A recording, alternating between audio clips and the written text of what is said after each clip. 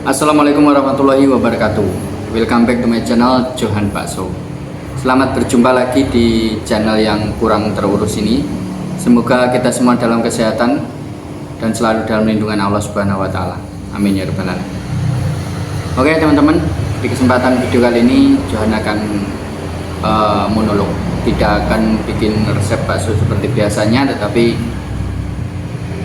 karena banyaknya teman-teman yang sudah berhasil dalam mengikuti tutorial dari Johan dan akhirnya memiliki beberapa cabang, bisa membuka usaha dan memiliki beberapa cabang. Saya rasa untuk konten seperti ini perlu untuk diproduksi. Karena untuk apa? Karena ini memang skill untuk lebih lanjut, untuk kalian lebih maju lagi dan lebih sukses lagi di kedepannya. Apa itu? Yaitu tentang mengatur keuangan. Saya memang nggak advance di dunia keuangan, dan saya bukan orang keuangan, bukan ahli di bidang keuangan, tetapi sedikit saya tahu, dan semoga ilmu ini bermanfaat untuk teman-teman semuanya. Oke, sebelum kita lanjut, kita minum kopi dulu. Oke teman-teman, yang pertama, sebelum kita berjualan gitu, tentu kita harus mempunyai modal. Yaitu modal apa? Modal materi untuk membeli bahan-bahan. Kalau kita mau jualan bakso, tentu kita harus punya modal untuk membuat bakso itu sendiri untuk kita berjualan. Prinsip dagang itu simpel teman-teman. Seperti yang saya ketahui itu prinsipnya ada 3, yaitu bisa beli, bisa jual, dapat untung. Kalau kita bisa beli, bisa jual tapi tidak dapat untung, itu bukan bisnis, itu mungkin sedekah. Tapi mungkin kalau sedekah pun ya nanti dia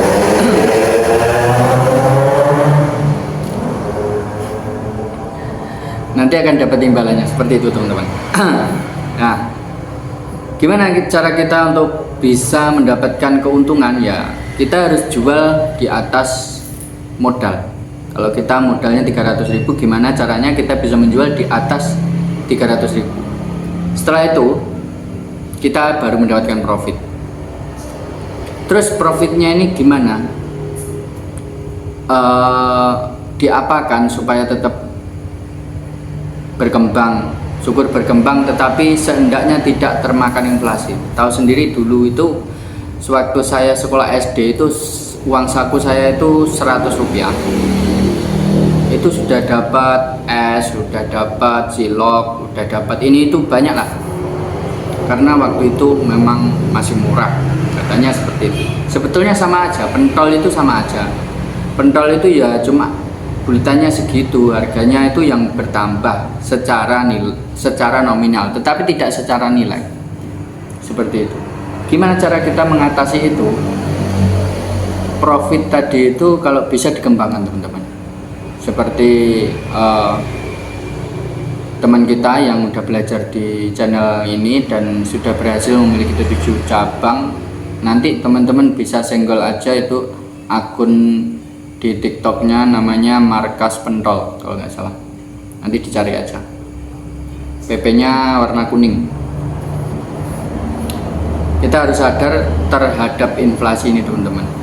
Kalau kita sadar gimana kita antisipasinya, kita bisa melakukan caranya, gimana kita bisa menentukan dan kita bisa mengambil posisi untuk itu.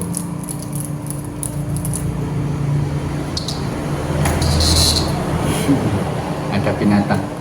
Nah, seperti itu teman-teman. Jadi bisa beli, bisa jual, dapat untung. Terus untungnya jangan disimpan aja terus, ataupun apalagi untuk barang-barang yang sifatnya konsumtif. Misal udah punya motor udah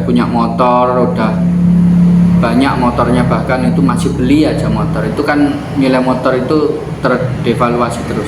Nilainya itu akan terus turun teman-teman.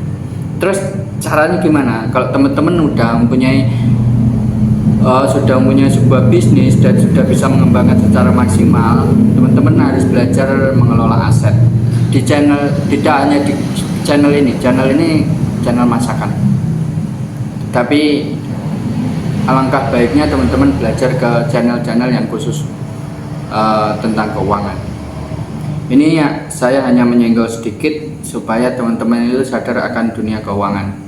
Karena kalau tidak sadar akan dunia keuangan, teman-teman bayangkan 10 tahun yang lalu, dengan uang 10 juta teman-teman bisa membeli emas sekitar, emas murni ya, ini emas batangan sekitar 30 gram. Saat ini dengan uang 10 juta itu 10 gram aja nggak dapat. Teman-teman butuh uang emas antam ya, ini itu teman-teman butuh uang sekitar 15 juta untuk mendapatkan emas senilai 10 gram emas antam atau emas murni, merek apa aja lah, saya tidak di endorse. Ini malah gigit orang gitu ya teman-teman. Ya semoga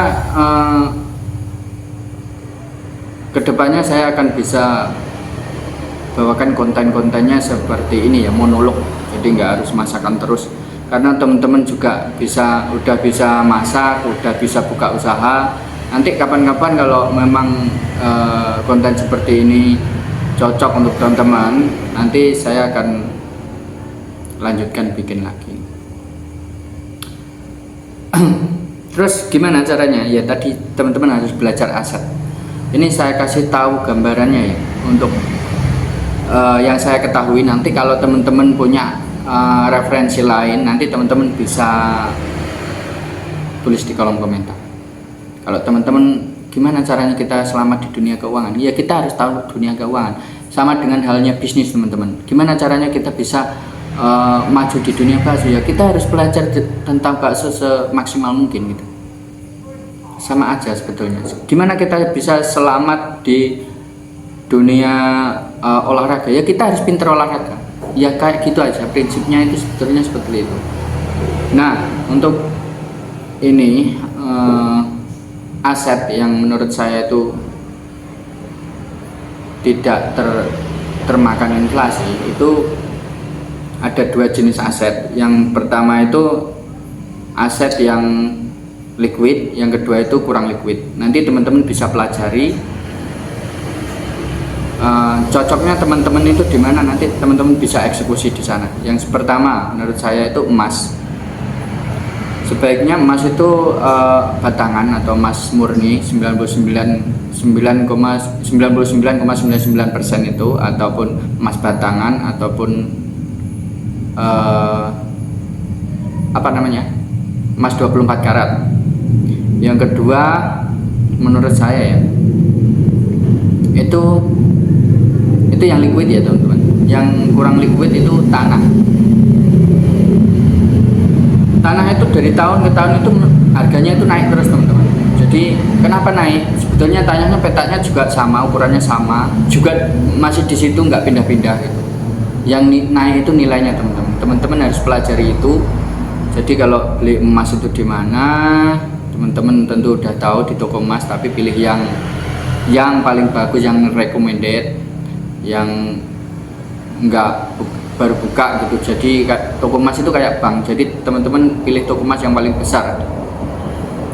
Kalau beli tanah, usahakan untuk tanahnya itu yang prospek. Oh kedepannya ini harus apa tuh, jalan besar tapi belum dibangun misalnya, ini suatu saat pasti dibangun jalan ini, soalnya rame terus. Nah kayak gitu yang perlu dipelajari teman-teman. Kalau di dunia pertanahan itu naiknya nanti kenceng banget, cepat. Apakah saya sudah melakukannya? Saya sudah melakukannya. Gimana untuk mencapai tanah itu? Tanah itu kan harganya mahal banget teman-teman.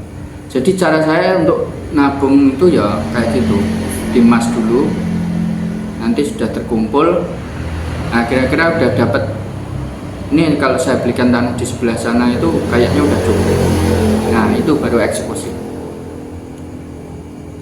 Yang ketiga ini, mohon maaf ya, nanti mungkin teman-teman banyak yang nggak cocok, jadi teman-teman bisa abaikan. Kalau teman-teman penasaran, teman-teman bisa pelajari.